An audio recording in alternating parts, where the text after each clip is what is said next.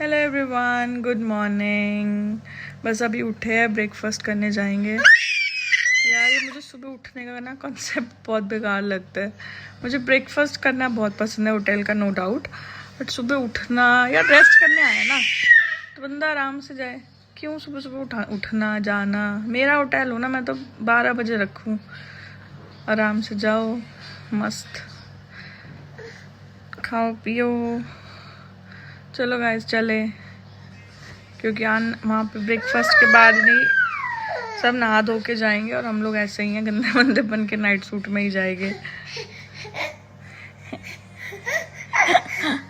चल भाई चल, चलो चलो लेट्स गो। ये तो घर में ही है, लोग ऐसे बाहर का ही जाना। जो टेररिस्ट को आइडिया दे रहे हैं कैसे करना है, कैसे करना है मोदी जी। तो वॉर के बारे में सारी डिस्कशन कर कुरा के हम लोग आए अपना ब्रेकफास्ट करने, और ब्रेकफास्ट करने बैठे ही थे तो देख लो ज़रा रधांश भाई साहब को सब कुछ बिखेर देता है, सब कुछ नहीं खाना पीना। नीचे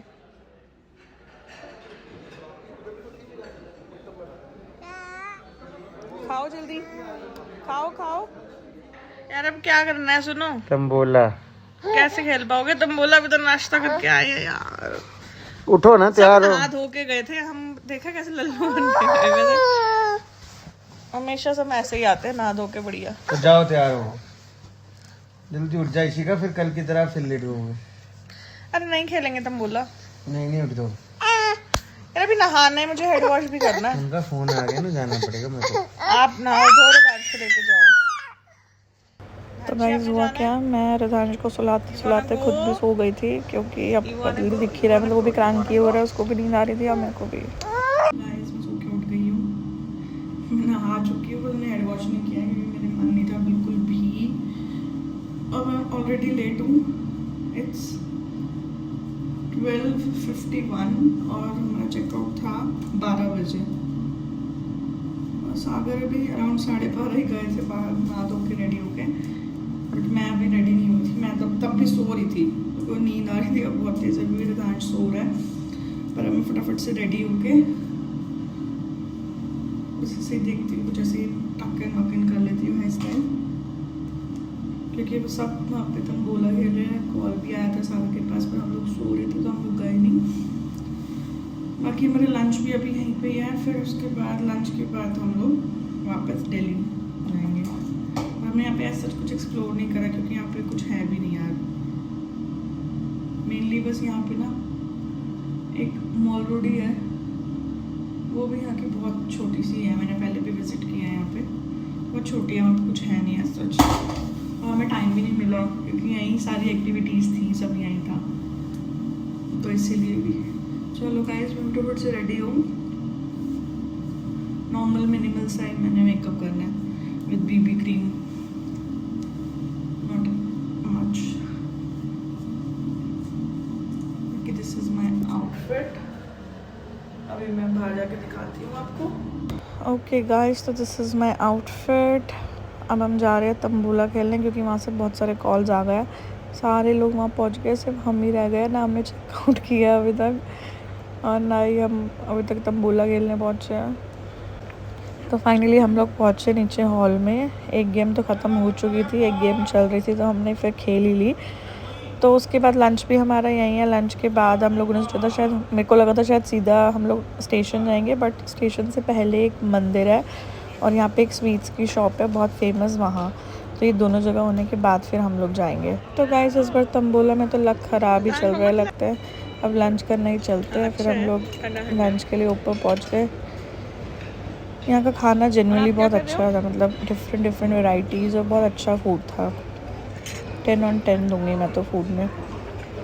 फूड के बाद यार फिर हमने फटाफट से क्विक चेंज किया मैंने, बिकॉज़ मंदिर जाना था तो ड्रेस पहन के नहीं अच्छा लगता, तो मैंने जीन्स और टॉप पहन लिया था।